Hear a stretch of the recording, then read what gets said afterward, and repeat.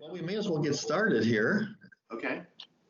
Well, thanks for coming, everybody. Good afternoon. My name is Dave Umhafer, journalism faculty member and director of the O'Brien Fellowship in Public Service Journalism here in the Diedrich College of Communication. On behalf of Sarah Feldner, Dean of the College, I want to welcome you to the 2020 Burleigh Media Ethics Lecture. The lecture exists because the general of Marquette journalism alum, William Burleigh, who in his distinguished career went on to found a not small company called the EW Scripps Company. Bill, we thank you. As advertised today, we are joined by Scott Hyam and Sari Horowitz, two key members of the Washington Post team that reported the opioid files. The series was a Pulitzer finalist for public service, and we are proud to say that their work was awarded the Marquette O'Brien Fellowship Award for High Impact Journalism. Congratulations again on that. Yeah, thank you very much. Good. This is actually just the latest collaboration by this dynamic duo. They've teamed up for years on major investigations at the Post, both local stories and national, it should be noted.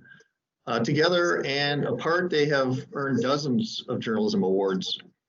So we asked them today to talk about why they chose this story about the opioid crisis, what they found, and what challenges they faced along the way.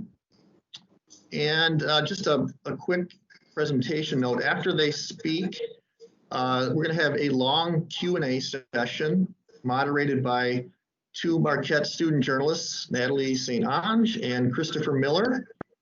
But for now, I'm going to kick it to Sari and Scott and take it away. All right, thanks everybody. Thanks for coming. We're really honored by this award, and so thank you very much. It means a lot to us, and it also puts more focus and attention on a very important issue. And we wish that we could be there with you all.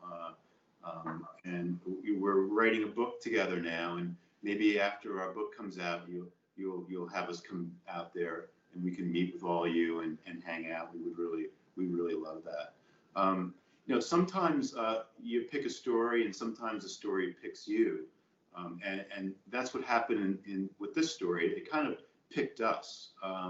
There was an uptick in overdose deaths around the country. And there was a reporter on the local desk, on the health desk at the Washington Post named Lenny Bernstein, and he was asked to take a look at why there were so many overdose deaths of basically, middle-aged women in America, and they had the highest mortality rate of any other demographic in the United States. And so he started looking into this, and he started to realize that the thing that was driving their deaths was overdoses from prescription drugs, from opioids, from OxyContin, oxycodone, Percocet, Percodan, all those kinds of pills. And so he came back to his editors and said, this is the cause. And they said, well, where are all the pills coming from? And so he embarked again on a quest to find out where the pills were coming from. And he started looking at court cases, and he started to see that there were a number of big, giant drug companies in the country who had been fined for basically allowing pills to be diverted to the black market. And these are companies that he had never heard of, that we had never heard of, but they're massive corporations. And so he started digging into that. And then along the way, somebody told him that he needed to talk to somebody at the DEA, a guy named Joe Ranazizi. And Joe used to run the division of the DEA that oversees pharmaceutical drugs, not cocaine or marijuana and all the heroin, but pharmaceutical drugs. And so it's considered to be not a very glamorous post at the DEA. You're not dealing with big drug cartels and big drug gangs in the United States. You're basically trying to prevent pharmacies and drug distributors and other companies making sure that this closed system of drugs that starts with manufacturers, goes to drug distributors, and then goes to the pharmacy retail level is maintained, and that there are no leaks in this closed system. And so Joe had a story that he was telling Lenny, that he was forced out of his job because he was trying to and hold these companies accountable. And it sounded fantastic and highly not plausible. And so my editor asked me if I would join up with Lenny and start investigating this. And so we did. And one of the first things that I did is I sat down with Joe Benazizi for 2 hours and interviewed him. And I quickly realized that he was a very credible source. I mean, I've dealt with whistleblowers. When Scott came to me, the Justice Department had just brought the first cases ever against Chinese nationals for selling fentanyl over the internet to Americans. And the Attorney General at that time, Jeff Sessions, was talking about fentanyl wherever he went. So Scott and I got together one day for lunch and decided we should really dig deep into fentanyl, figure out where did that all start? How is it coming into the country? And what was the responsibility of the government? What was the accountability piece of the government? And we started out by first looking at the Obama administration, which was slow to deal with fentanyl. They didn't realize what a difficult problem this was. They saw it as sort of part of the prescription pill heroin crisis and didn't see that it was its own epidemic because it was coming into the country in a very unique way. It was coming through the mail, through the postal service from China and over the border in the southwest border. So Scott and I set out doing sort of a series of stories, the fentanyl failure. We started out first on a story about the Obama administration and what they had done or hadn't done with regards to fentanyl. And then we turned to the Trump administration and wrote about their responsibilities, what they were doing. And to do this, we went out on the road. We went to New Hampshire, we went to Ohio, we were in New York, and Baltimore, and trying to see what was happening on the ground to tell this story. At the same time, the Washington Post filed a very important lawsuit in 2018. As Scott told you, he had found out about a database, a secret confidential DEA database called ARCOS. It has a very boring bureaucratic name, Automated Reports and Consolidated Order System. We're just going to call it ARCOS.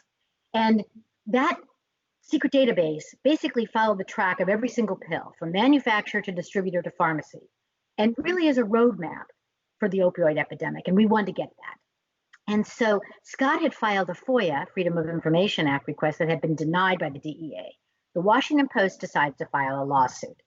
And at that time, there's massive litigation going on against these companies, against 24 companies.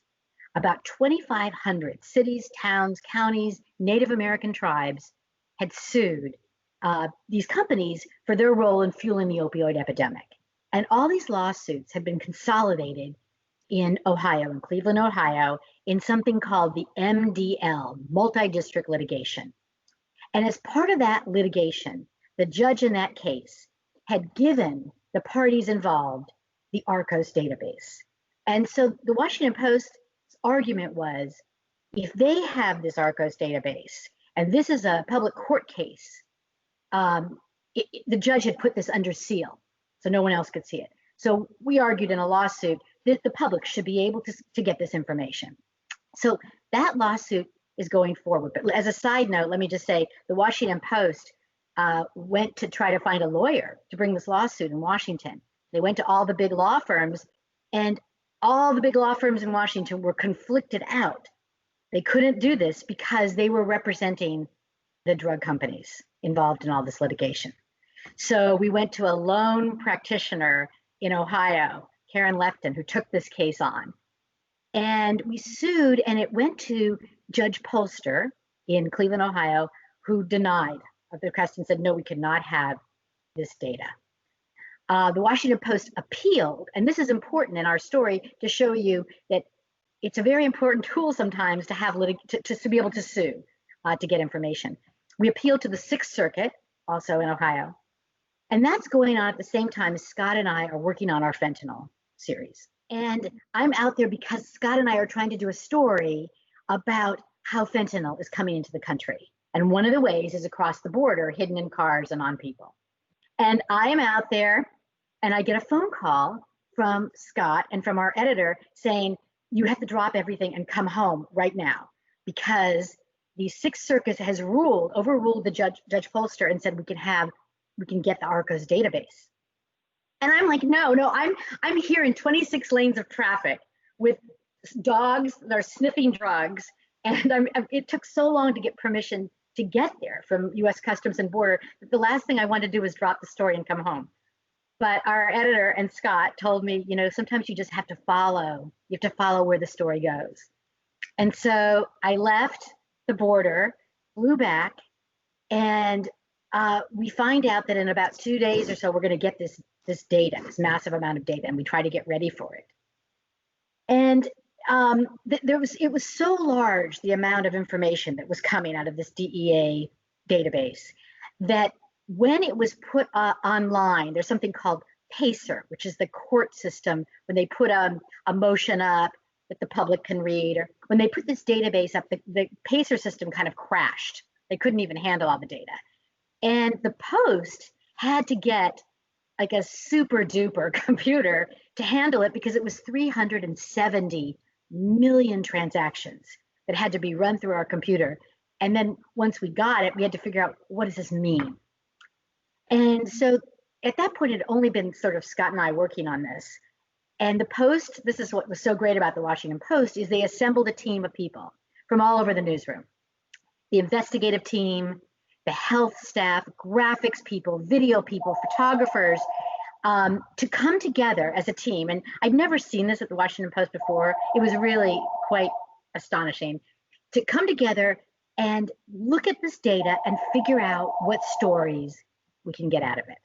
And I'm going to leave a lot of what happened after that for questions from you all. But our first story was that we saw from the initial run of data that in a 12-year period, beginning in 2006, these drug companies, these manufacturers, distributors, and we'll talk about pharmacies later, but that they had flooded communities with 76 billion pain pills, which, to understand that number, in some communities, that was enough for 1 pill per day for every man, woman, and child in the community.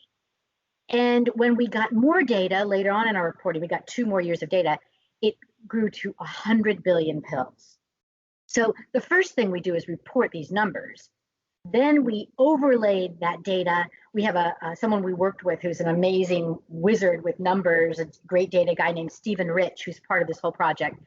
And he was able to overlay that with Centers for Disease Control data that showed that where most of these pills were going was where most of the deaths were. That was very important for us to see right away. And so those are sort of the main things that happened right away. And then we began a whole series of other stories because along with unsealing those numbers, the court unsealed internal emails from the company that told us sort of what they knew when, and internal documents that we were able to make into stories. So I probably talked too long. I want to open it up to all of you to ask questions to both of us. And as Scott said, we're writing a book about this right now. And the litigation continues. There are 3,000 cities, towns, counties, and tribes still suing the drug companies. So let me throw it out to you guys now. Wow, that's amazing. That's a lot of pills, sort of mind-boggling. I'm going to turn it over to Natalie and Chris to conduct the questioning. Go ahead. All right. Well, thank you, Sarah and Scott, for being with us today and for having a conversation about. Professor, blah, blah, blah. Over the weekend, I had a family emergency. I left Thursday night.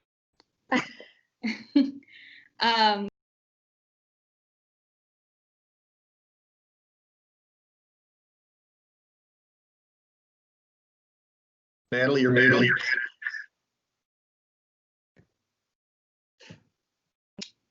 Okay, can you hear me now? Yes. Okay, perfect. So again, thank you so much for being here and for having a conversation about your important reporting. And of course, congrats on your award. Chris and I will be taking turns asking you both questions today. And the questions all came from the Journalism 1001 class. So students, if you're here part of that class, Thank you so much for your submissions. We are excited to ask those questions. And the questions have been broken into a few categories. So we'll go ahead and start with questions regarding the content of your reporting. And so the first question comes from Kevin B. And he asks, what was your knowledge of the opioid crisis going into your reporting? And do you believe this hurt or helped your investigation?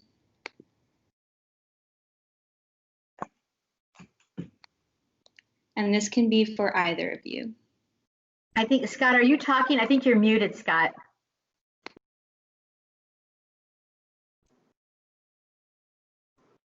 Can you guys hear me?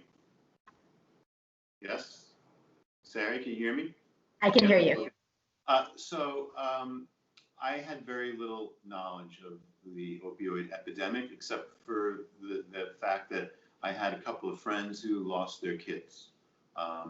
And so that's, obviously pretty heartbreaking.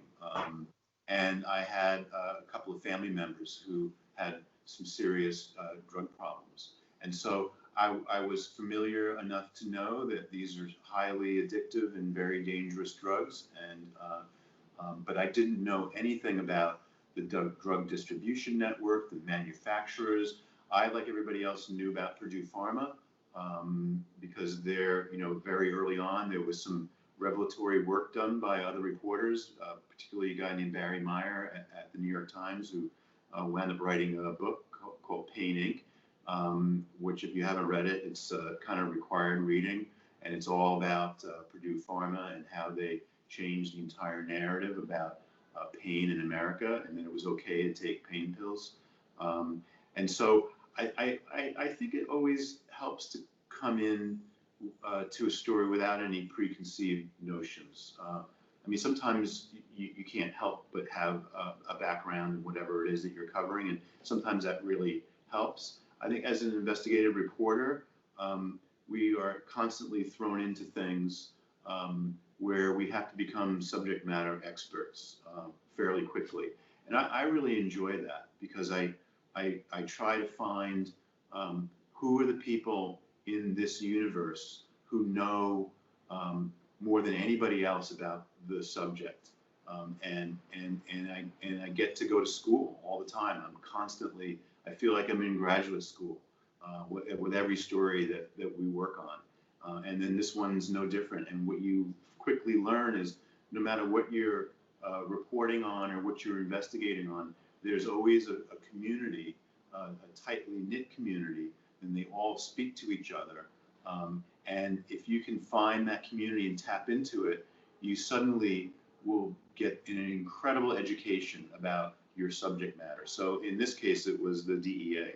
And I had done a little bit of reporting about the DEA. I was at the Miami Herald kind of during the cocaine cowboy days.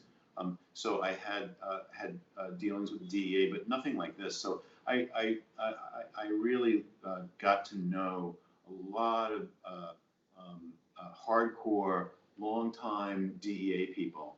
And there's a esprit de corps within that agency that I really respected, and a lot of honorable men and women who had made a lot of sacrifices and really wanted me to understand how they did their job, what the regulations were, how they were being skirted and violated by the companies.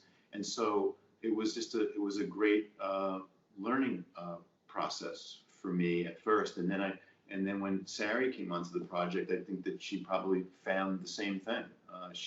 Sari, and she'll tell you, has done a lot of work in the drug space, but nothing quite like this. Right, Sari? Right. I mean, I had reported a lot about drug crimes and drugs on the street, a lot about crack cocaine in the 1980s. And I actually did a big project a couple of years ago about when Obama was trying to kind of unwind the drug wars and give clemency to people who were in prison with very long sentences, and because of the whole issue of mass incarceration. So I was in it in that way. I knew about drugs. And of course, I knew a lot of people were dying from the opioid epidemic, but I knew nothing about what we have since learned. I thought there were just manufacturing companies. I didn't understand how there was this whole chain of distribution with manufacturers, distributors, and chain pharmacies, and how they all were under obligation to obey and adhere to the Controlled Substances Act, which basically controls what companies can do, regulates them with regard to dangerous, addictive, controlled substances.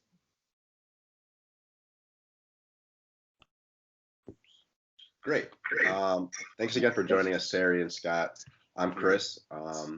So the next question is from Colleen J. And in the article, emails show indifference to drug crisis. It was claimed that Walgreens, the second highest distributor of opioids, never checked the validity of their orders to explain why they distribute such a high supply of opioids. Do you believe that there is a deeper issue behind the epidemic involving the most known pharmaceutical businesses such as Walgreens? Well, yeah, I mean, Walgreens, CVS, Walmart, Rite Aid are all being sued as part of this massive litigation. And so, you know, some of the most trusted names in America are being accused of diverting drugs to the black market and not paying attention to what was happening in their stores. You know, there's one story that and there's many of them, but there's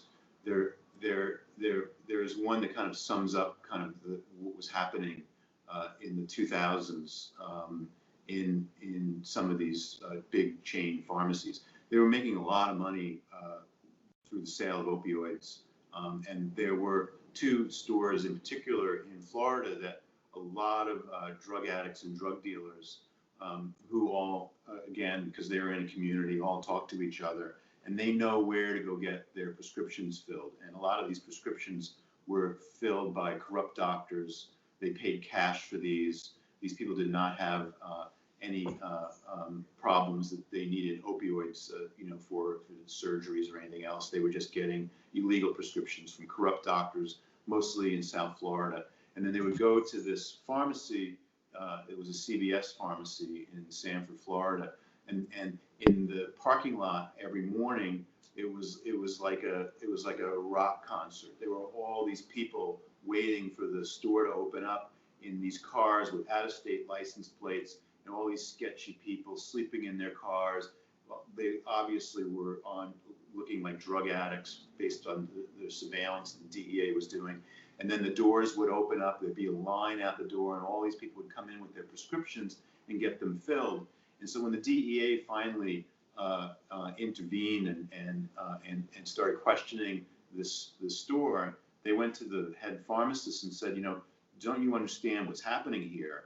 And she said, well, yeah, but you know, at 2 o'clock we cut off all sales of opioids at 2 o'clock in the afternoon. And this DEA investigator said, well, why do you do that? And she said, well, we want to save our pain medication for our real pain patients.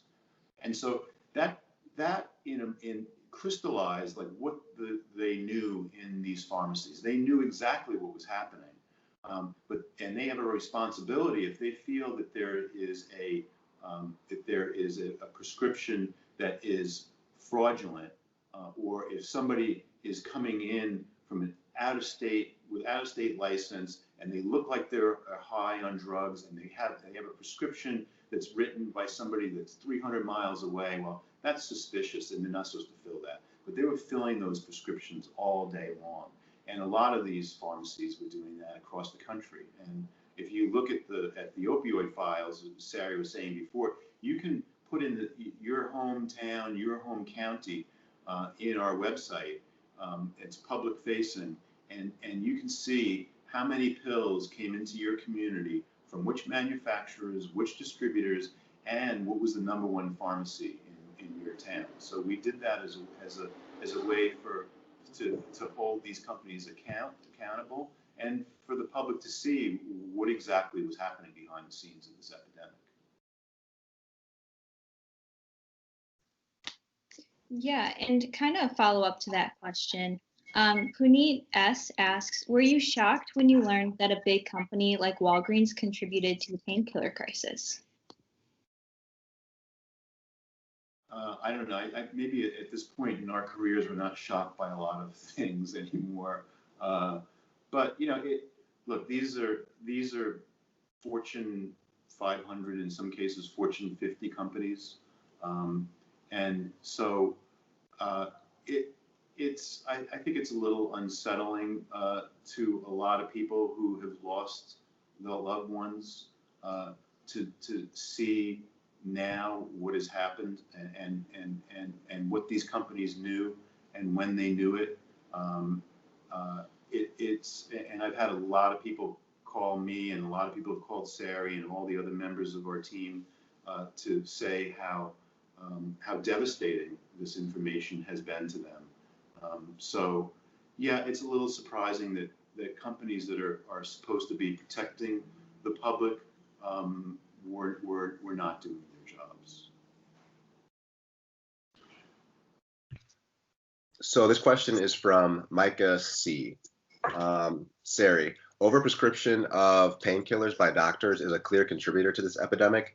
To what degree is that a main factor in the crisis comparable to users who became abusers, users for chronic pain, and just plain old users? Overprescription by doctors is a huge factor in the story. What Scott and I found is that in some cases there were a lot of corrupt doctors, and he can tell you a little bit more about all these sort of fraudulent pain clinics that sprung up in South Florida, and how people would drive from West Virginia and from Kentucky down the blue highway, they called it, because one of the pills was blue, manufactured actually, I think, by Mallinckrodt. And there were a lot of corrupt doctors making a ton of money. But you would go into the clinic, they would hardly even see you. You'd say, I have some pain. They hardly even see you. You'd get a prescription and you'd walk into another room in the same office and get your drugs.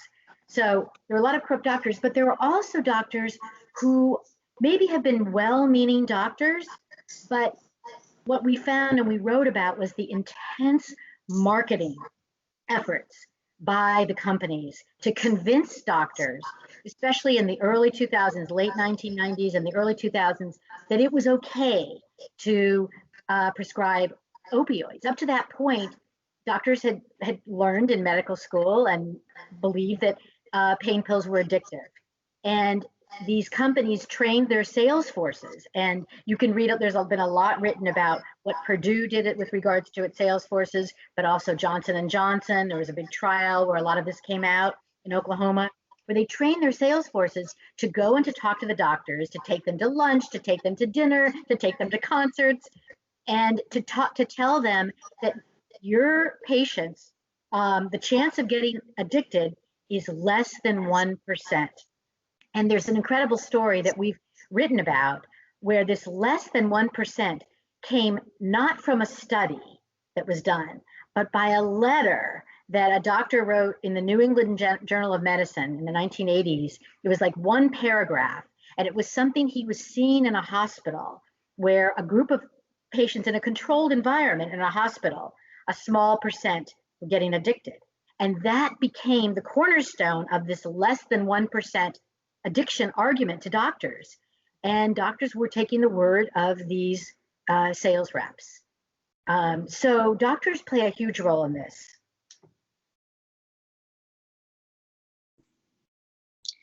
And the next question comes or falls under the category of how you went about reporting. And Juliana O asks, what do you have to consider when writing about people in a very fragile situation? Do you want me to start, Scott, and you can jump in on that? Okay. You're muted, by the way, Scott. So, Juliana, so this is really a challenge, because when you're talking to people about addiction, and specifically about their addiction, it's not like talking to a politician or to someone who's press savvy. You have to help them understand that if their name is used, this is going to be in the paper, and their whole story will be out there. And if a person you're talking to is hesitant about having their whole story told, about their efforts for rehab, and then their relapses and terrible things they did when they were addicted, you have to be really sensitive to that and not pressure someone to tell their story just because you need color for your story. I mean, Scott and I have recently dealt with somebody like that, where it's an incredible story and we want to tell it, but we also want this person to feel comfortable because his name will be in the paper. And although it's really important for people to understand what addicts go through and the problems with getting drug treatment and the problems of having relapses and then going through it again, you have to be sensitive to how having a newspaper story or being on television will change someone's life.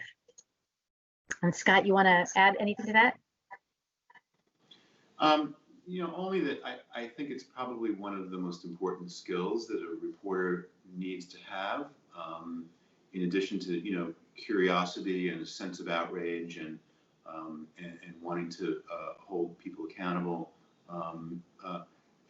corporations accountable, politicians accountable. But it's really, trying to figure out how to connect with real people, just everyday people.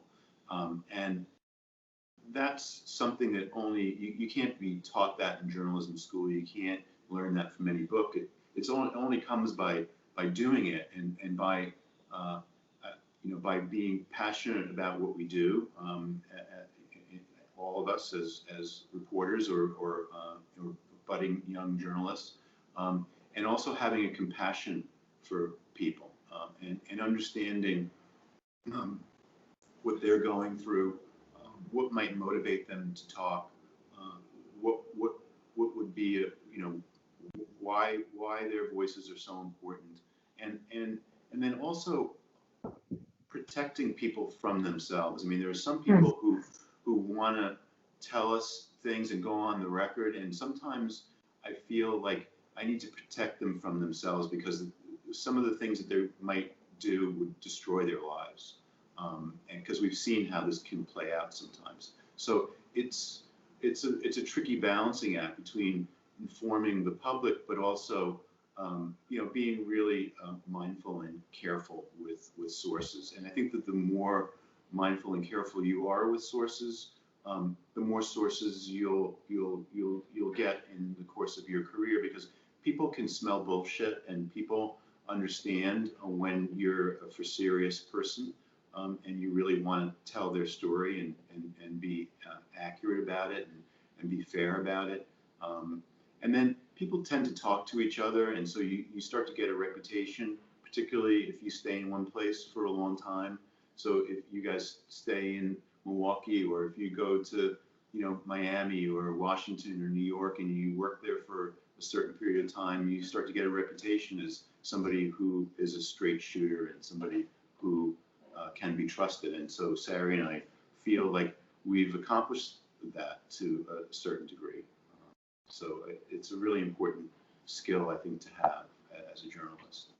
And I would just add to that this kind of goes without saying, but it still needs to be said, that it's such an important thing to do as a reporter, to listen, to just listen, and to let there be silence.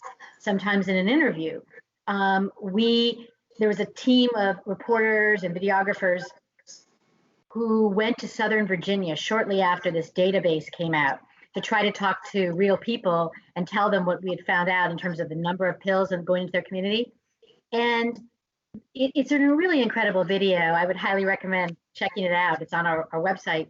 But one of the things, they talked to a man who was in law enforcement, and he had seen this in real time in his community, and he had tried to stop what was going on with the flooding into the community of oxycodone. And he realized after seeing these numbers he hadn't done enough. And he started to talk about all the people he knew who were touched by this. And then he just stopped talking. Now, a lot of reporters may have just jumped in and started asking more questions, but the reporters and the person doing the video just let there be silence.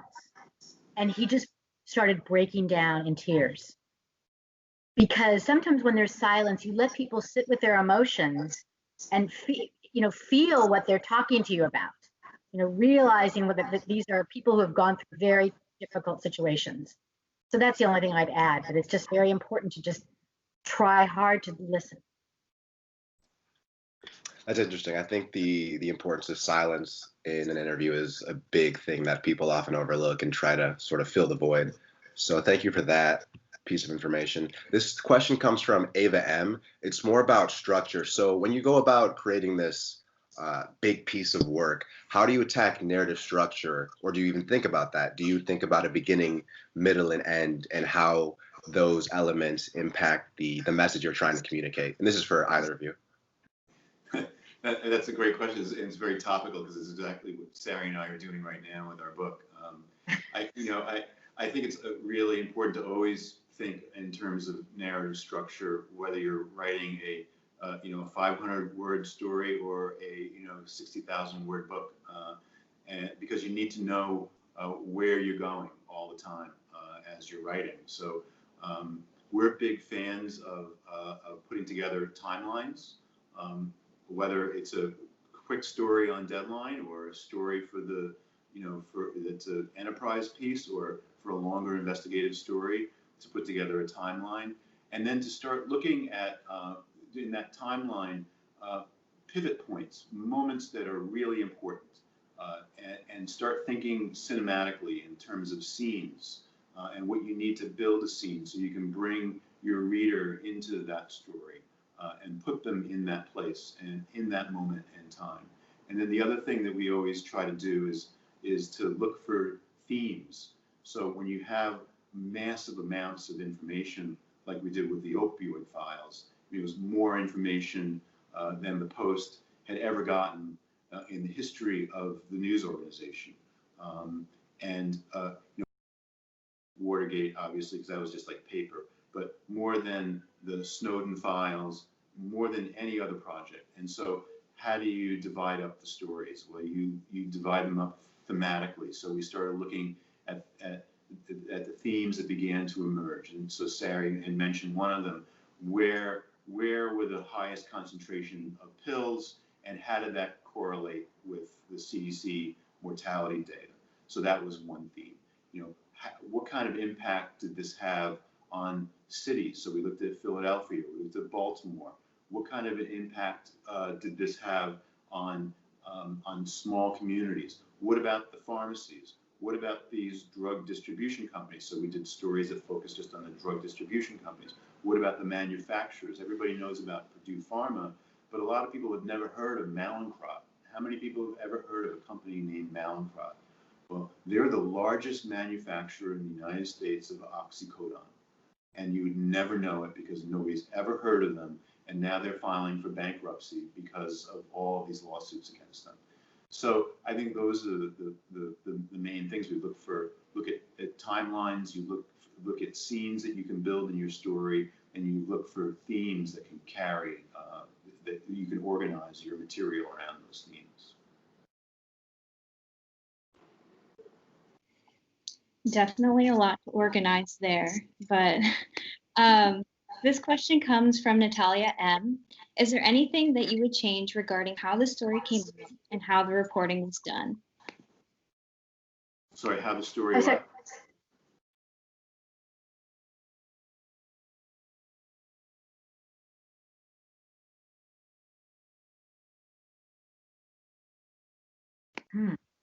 I don't think so.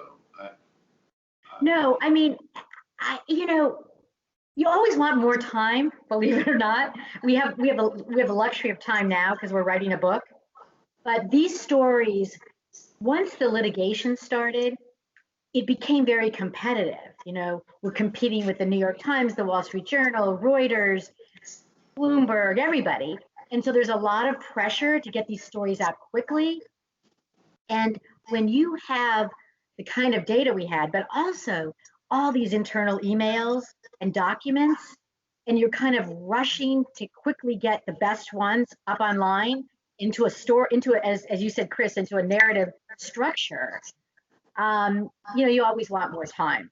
But this is just the reality of 24/7 news cycles that you don't always. I think we had a great situation because we had such a huge team at the Washington Post, and there's not much more we could have had, I think.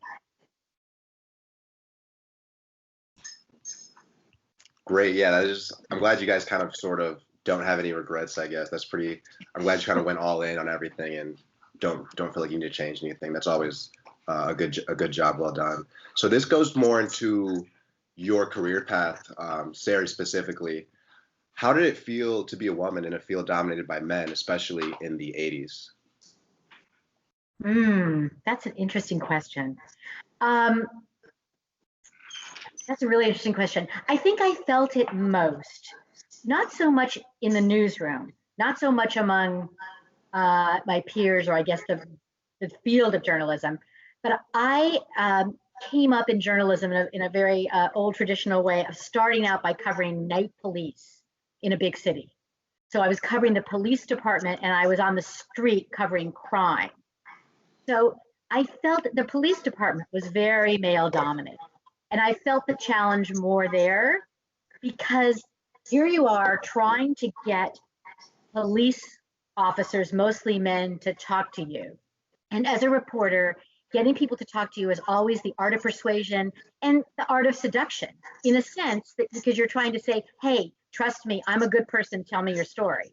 So as a woman, I think there are challenges. It's sort of a fine line. You have to be very careful that you do it professionally and that there's no indication that you're trying to be friends with the people you're covering.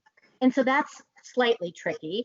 Also, being a woman on the streets, the Washington Post in the 1980s gave us all bulletproof vests.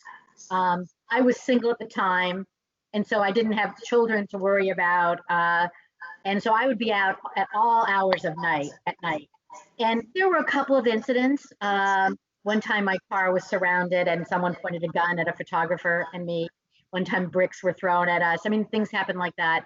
I'm sure Scott has his stories too. But I guess I felt it mostly covering the police department. And I tried just not to think about it and just sort of forge ahead. But that's a good question. It's a great question. And, you know, and today, if you walk into our newsroom, well, you can't come into our newsroom now because it's shut down, but, you know, pre-COVID and after COVID, if you come into our newsroom, I think you'll be struck by how the business has completely changed. I mean, we have tons of women in positions of power. We just named another managing editor, a 36-year-old woman, the youngest managing editor in the Washington Post history. And so there is much more diversity in our newsroom. There are way more women in our newsroom in positions of power, not just reporting power, but in key editing positions. So I think the Washington Post has done a good job, and they're trying to do an even better job of making the newsroom more reflective of the community that we cover and the country that we cover. I'm glad to hear that there's been change in that. Moving forward, there will hope to be more. I have a question about kind of like the teamwork aspect of tackling this story. How did you guys in the Washington Post newsroom all work together to cover this large, important story while keeping the timeline in place and kind of keeping everyone on the same page? You know, one key is that we had amazing editors. We have the investigative editor of the Washington Post, who I wish he was on this call with us because he's really incredible. Jeff Lean, I would say he's the best investigative editor in the country. He's been tied to so many Pulitzer Prizes and groundbreaking journalism. And he ran the team along with his deputy, Dave Fallis. And so they were managing this huge group of people. I think Scott and I could not have been doing the writing and reporting and managing everybody, but they kind of kept the trains running on time and did an incredible job. That's what I would say. The key is having a fantastic editor. Yeah, without a doubt.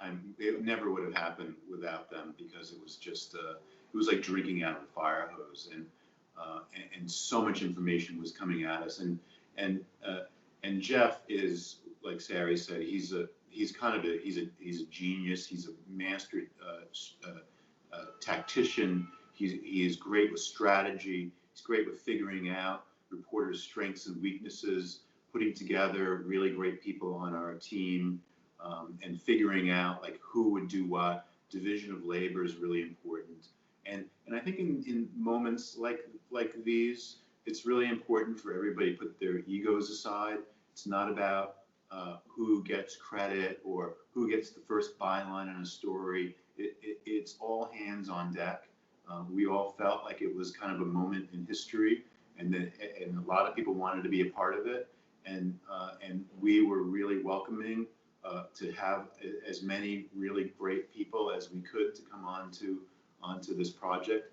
And the Washington Post has a very deep bench. There's a lot of really, really great reporters there, and so it was just, the work was grueling, and it felt like we were back in college again. It was a lot of sleepless nights and eating food out of the vending machines and stuff. And but it was real camaraderie. We were all in the trenches together, working really hard and supporting each other. And so it was a great thing to be a part of. And I think you guys probably have seen more and more, particularly in these kind of trying times, journalistically and otherwise. If you look at the New York Times, or if you look at the Washington Post or the Wall Street Journal, you'll see many, many big stories with lots of different reporters' names on them. The days of like the lone wolf reporter, just like going out by him or herself and coming back with these big stories is kind of over. The news is moving so quickly, things are happening so fast, and so we have to collaborate. If we don't collaborate, we'll never be able to master all this information and be on top of it, be on top of the news and ahead of the news. So it's a great time to be a journalist, and it's a great time to be a collaborative co-worker. And I think if you're not collaborative in this day and age, you're not going to survive. And this is sort of off point a bit, but since Scott talked about collaboration, one really cool thing that happened with this project, and this had we'd never done anything quite like this before. This is collaboration outward to other journalists. So we created this database, and we could not cover all the communities across the country that were being affected by the opioid epidemic. But what's really great is that 130 other media organizations use this database to write about their own communities, which they could do so much better than we could. And something like 44,000 some individual people were able to download the database and use it to check on what was going on in their community. So it's a different kind of collaboration, but I like the Washington Post tried this model of letting other newspapers and television stations be part of the database. Yeah, I'm glad you mentioned. Oh, go ahead. No, we took down our paywall also so that anybody could get access to this data, because there are a lot of people who can't afford a subscription to the Washington Post, and we felt there were a lot of people in poor communities who needed access to this information. And so Sari and I asked the top editors of the Washington Post to consider removing the paywall so that anybody could get access to this, and they did do that. And then, we have a great investigations editor. I think we'd be remiss not to mention that I think we have the best executive editor in the business, by Marty Barron, who is I think he's going to go down in history as probably the best editor in American history.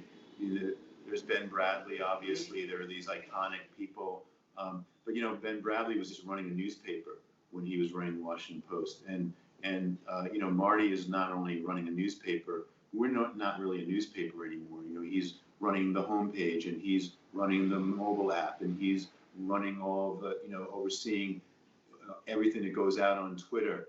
All of our video journalists. And we used to have no video journalist department at all 10 years ago, and now we have like 100 video journalists. And so it's just a massive operation, and in the face of a president who continues to call us fake news and fight us every step of the way, he has a very challenging job, and I think he's doing a remarkable job. So, and Marty was, when Marty first heard about this project, he came to every meeting, and he was like, what do you guys need? And he just cleared the decks. And at one point, I think we had like 40, 50 people in the newsroom working on this one project. Wow. Excuse me, I just want to jump in and say that we have 1 minute left. I think we could go on for a really long time, but I want to be respectful of everybody's time. So maybe some closing remarks. Well, I'm sorry we cut you off, Chris. I know you were trying to, I think you're about to say something. First of all, did you want to add something before we? Yeah, you go ahead. Oh, no, you're fine. Go ahead with your last remarks. Well, we don't have any prepared last remarks. We just thought you guys asked great questions, and it really it gives me great sort of joy to see up and coming journalists who are so on it and ask all your fellow students who ask good questions too. So thank you, Chris and Natalie, for that, for guiding the conversation so well. Thank you. But thank you all. It's really Thank great. you. And it's an honor for us, truly. We love talking to the people who are going to be taking the baton from us one day. So thank you. Thank you guys so much. Yeah, if we could give them a virtual round of applause, that'd be awesome. Thanks so much. We really We'll be in appreciate it. touch. Thank you.